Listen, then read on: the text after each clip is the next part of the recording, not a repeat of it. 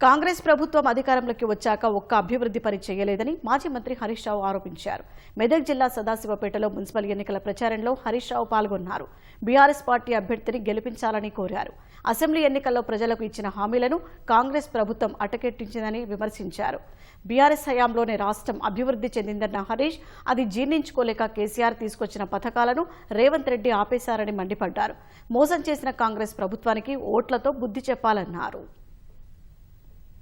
కాంగ్రెస్ వచ్చి 2.5 ఏళ్లయింది. ఇప్పుడు వచ్చి అంటుండ్రు మాకే ఓటేయండి, మాకు ఓటేస్తేనే పని చేస్తాం. మరి 2 నెలలకెళ్ళి ఏం చేసినావో ముందు చెప్పు.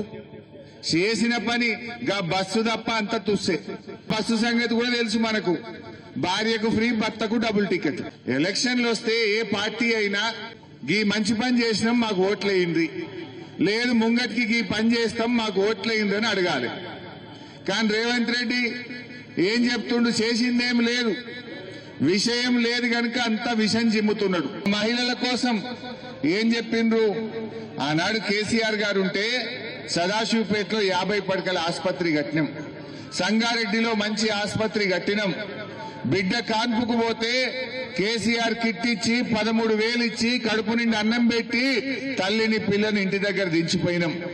కాంగ్రెస్ వచ్చినాక ఉన్నదా? ఆ పథకం నడుస్తుందా? సదాశివపేటలో వాటర్ ట్యాంకులు కట్టినాం, పైప్ లైన్ లేచినాం, రోజు నల్ల నీళ్లు వచ్చేటట్టు చేసినామా లేదా? రేవంత్ రెడ్డి వచ్చిండు, చేప పిల్లలు బంద్ అయిపోయినాయి, బతుకమ్మ చీరలు బంద్ అయిపోయినాయి, కేసీఆర్ కిట్ బంద్ అయిపోయింది. ఒకటి బంద్ పెట్టుడే తప్ప కొత్తగా ఇచ్చింది ఏమన్నా ఉన్నదా? ఈ రోజు పట్టా సర్టిఫికెట్లు ఇస్తామని మళ్ళా కొత్త డ్రామా మొదలు పెట్టిండ్రు. మరి 2.5 ఏళ్ల నుంచి ఎందుకు ఇయ్యలే?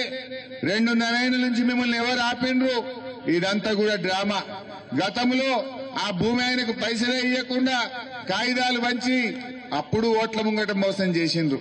మళ్లీ ఇప్పుడు ఓట్ల ముంగట మోసం చేసే ప్రయత్నం చేస్తా ఉన్నారు.